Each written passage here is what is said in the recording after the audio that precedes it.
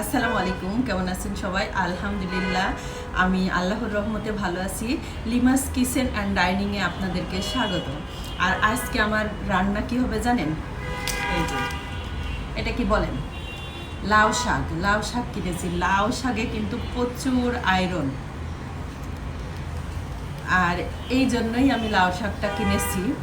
তো এখন লাউ শাক কুটাবাছা করব, তারপরে রান্না করব। সম্পূর্ণটা দেখতে হলে চোখ রাখুন আমার ভিডিওতে।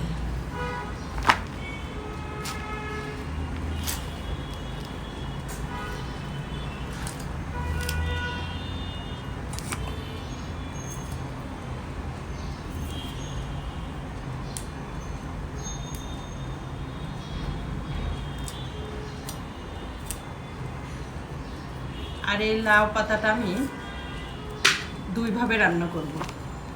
এই যে আমার কুটাবাছা চলছে।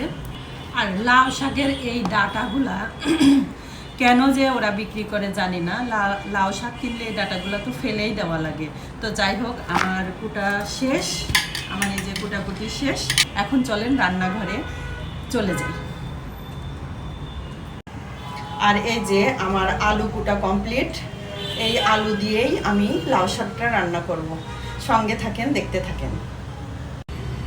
এবার লাউ শাকটাকে ভালো করে ধুয়ে নিই।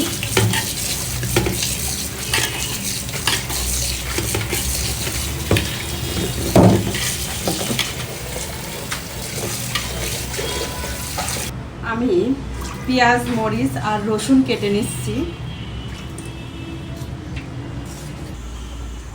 এবার আমি কড়াইটা চুলায় দিয়ে দেই। আমি কড়াইয়ে তেল দিয়ে দেই।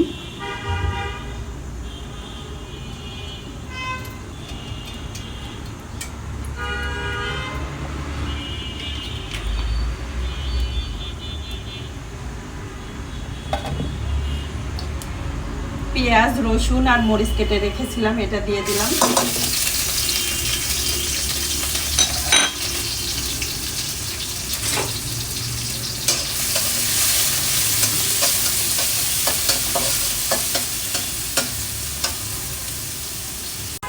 এই যে ভাজাটা যখন, এই যে পেঁয়াজ মরিচের ভাজাটা যখন এমন একটু লালচে হয়ে যাবে, তখন শাকটা দিয়ে দিতে হবে।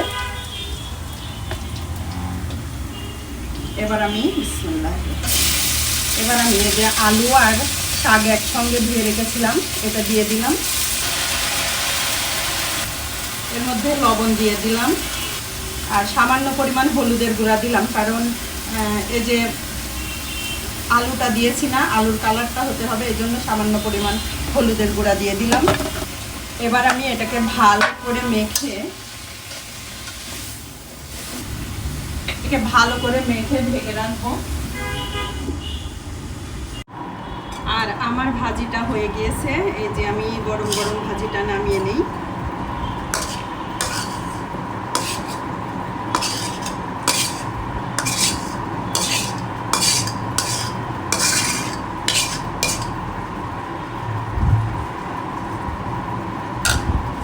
এই যে আমার ভাজিটা হয়ে গিয়েছে, লাউ শাক দিয়ে আলু ভাজি। তো এখন গরম গরম ভাতের সঙ্গে খেয়ে দেখি।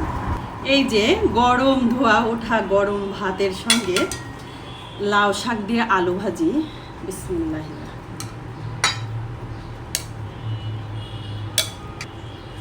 খেয়ে দেখি কেমন লাগে।